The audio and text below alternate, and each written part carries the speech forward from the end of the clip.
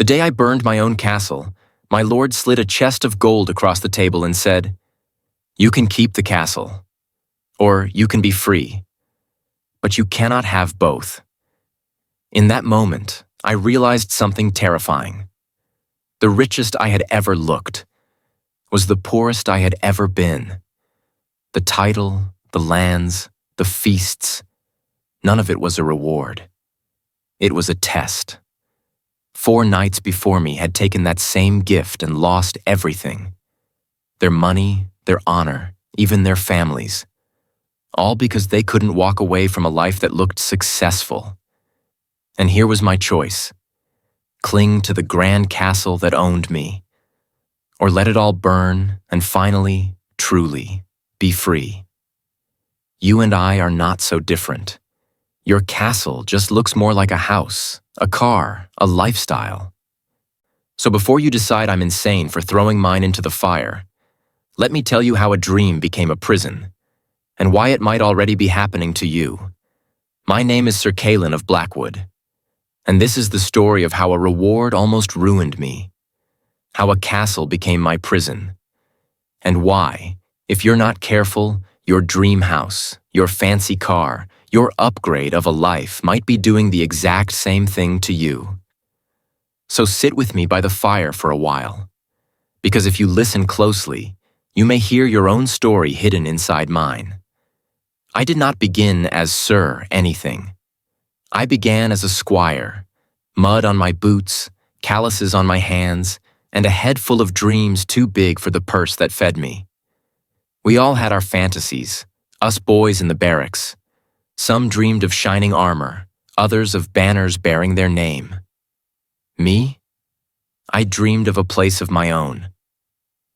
A hall, a hearth, a bit of land where my children could run and my table would never be empty.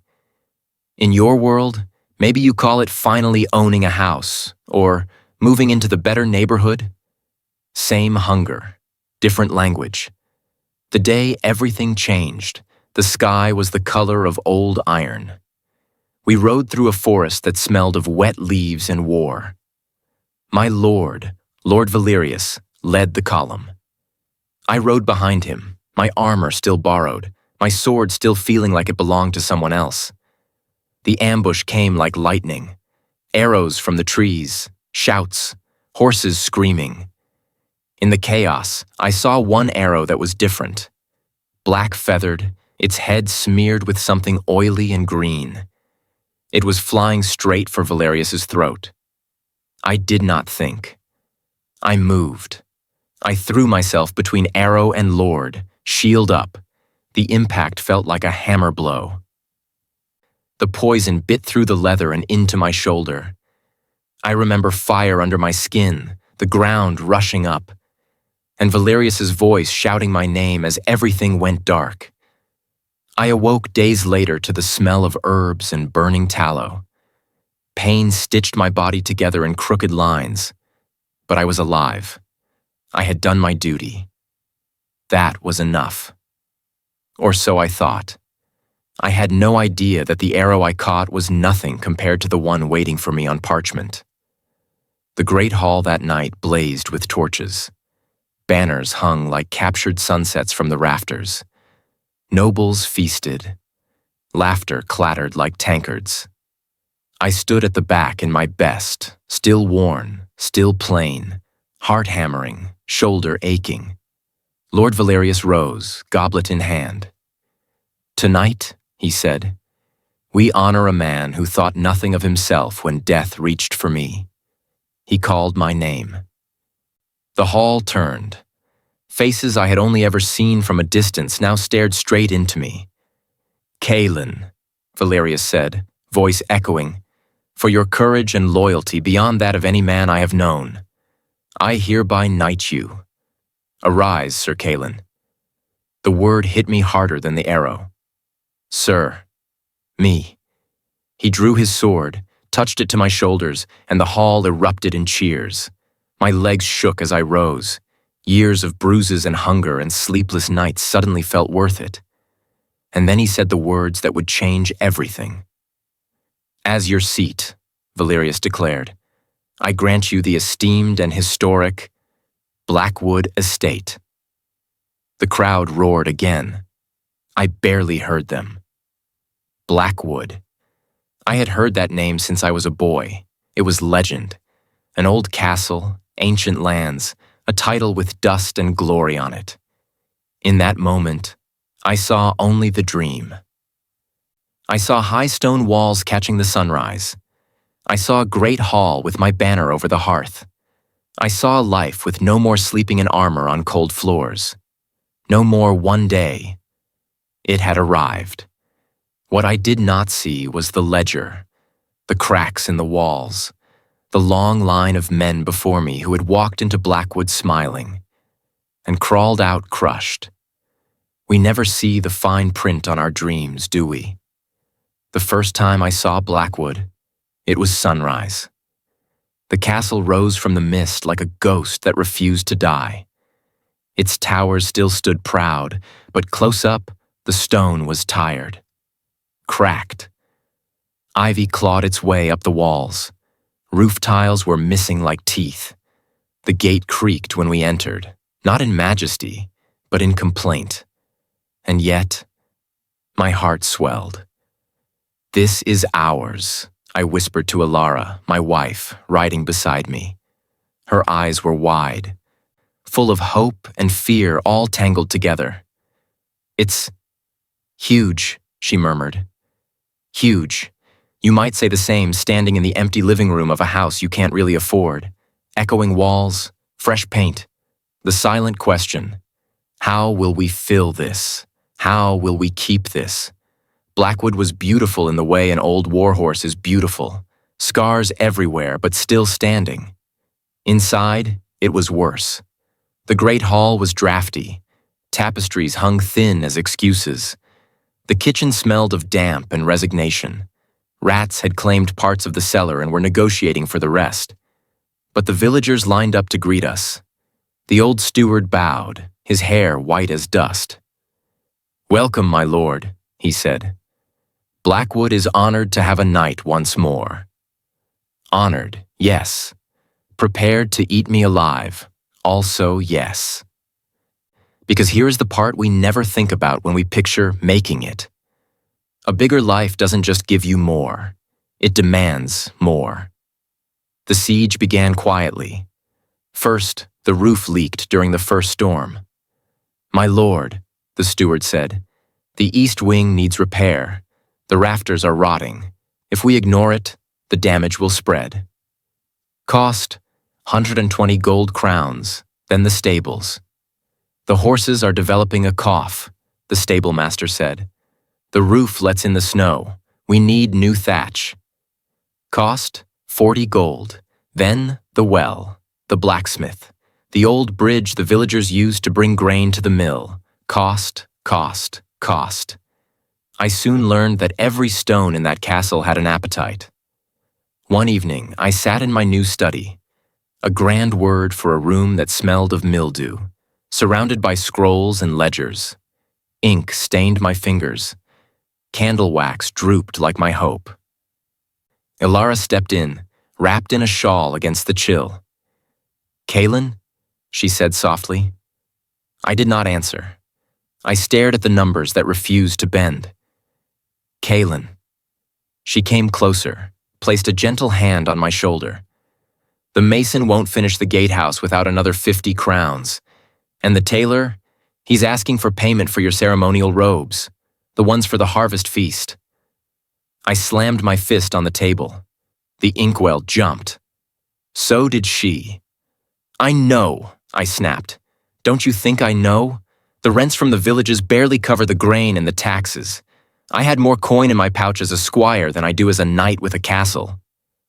Her eyes glistened, not with anger, with worry. "Then perhaps," she said carefully, "we sell one of the silver chalices, the ones for the banquets we cannot afford to host?" My jaw tightened so hard it hurt. "And have the court whisper that the Knight of Blackwood is selling his cups to pay his bills? Shall I serve water in my helmet next? No, we cannot look poor." "I will fix it," I said. "There is another way." I picked up my cloak and went to find it. The Guild of Moneylenders did not look like a villain's lair. It was warm, comfortable, shelves of scrolls, the smell of beeswax and parchment and quiet power. Master Havel, the guild's representative, greeted me with a smile so smooth you could have skated on it. "Sir Kaelan," he boomed.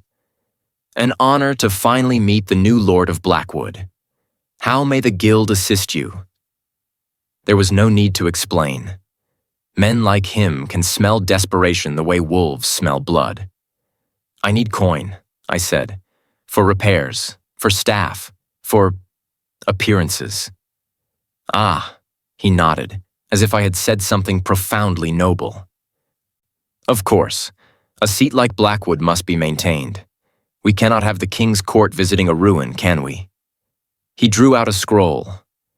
"We can offer you a loan of 500 gold crowns at a modest rate of interest, secured against future rents and revenues from your lands." I frowned. "Interest?" He smiled wider.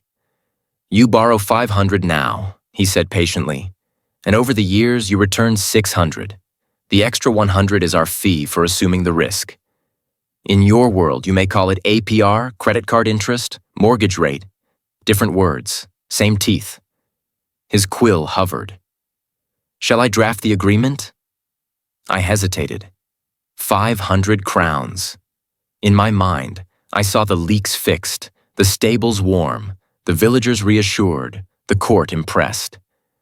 I also saw the ledger that already hated me. What if, I asked, the harvest is bad? Or the king raises taxes? "You are a knight of Blackwood," he said smoothly. "You will manage. Besides," he leaned in, lowering his voice, "once your estate is restored, your standing will rise. With that, opportunities. Perhaps you'll be called to court.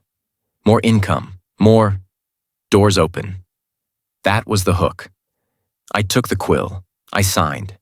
With each stroke of my name, I felt something around my ankle tighten. When I left the guild, my purse was heavy. My freedom was not.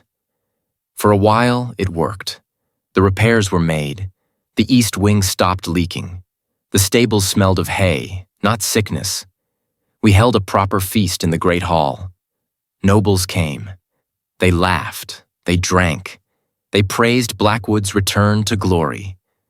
I remember standing at the head of the table, goblet in hand, Alara at my side, thinking, This is what I fought for. This is what I bled for. This is success. But success built on borrowed coin has a strange taste. Sweet at first, then metallic, then bitter, because the bills return, the interest grows. One evening, nearly a year after that first loan, I unrolled the latest missive from the guild. My stomach dropped. Minimum due this quarter, 90 gold crowns, outstanding balance 420. Interest increase due to additional risk factors. Alara found me there, staring. "Another demand?" she asked. I swallowed. "They've raised the interest." "Can they do that?" Apparently they just did. She sat opposite me, fingers knotted in her lap. She nodded. Tears spilled over. "I would rather live in a cottage with you and sleep in peace than in a castle where I watch you die by inches."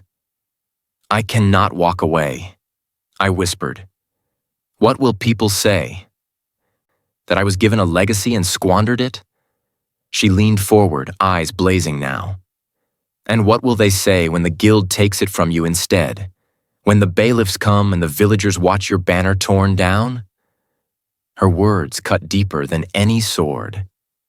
This was our second conversation that broke me. I slept poorly that night. When dawn came, I did not even finish my bread before the knock came at the gate. The royal messenger wore the king's colors and impatience in his eyes. "Sir Kaelan of Blackwood," he announced, handing me a sealed parchment. "By order of Lord Valerius, you are summoned to his private solar within 3 days. Urgent." My blood turned to ice. Valerius. He must have heard. About the loans, the whispers. The fact that the hero knight of Blackwood was, in truth, drowning in debt. The ride to his castle felt shorter than it ever had, and yet every hoofbeat echoed with shame.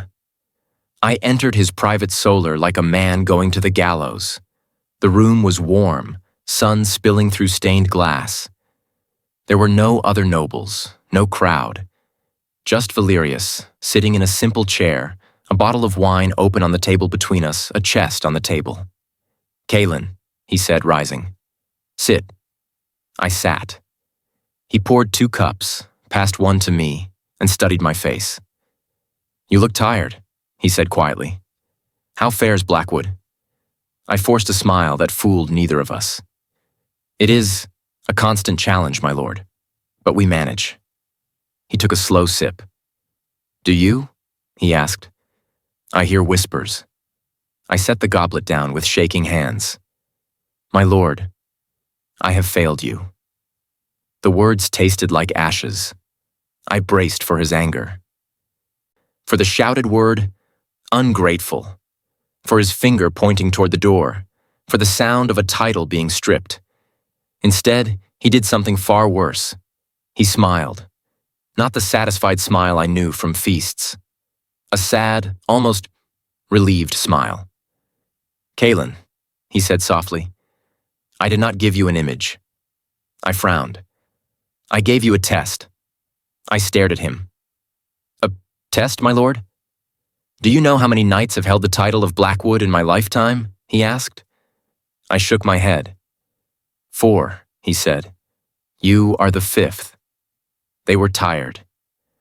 "Blackwood," he said quietly, "is a hungry beast.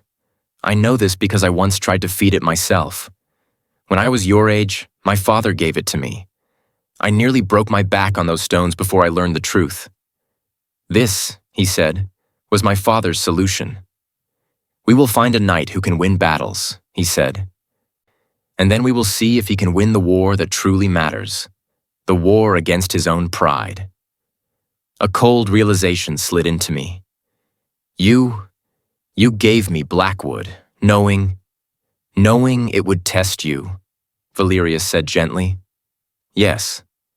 Blackwood was never meant to be your reward, Kaelan," he said. "It was your examination." I stared at the chest.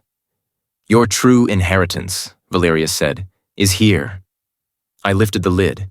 Inside, neatly stacked, lay rows of gold coins. Not as many as the vaults of kings, but more than I had ever seen in one place that was meant for me.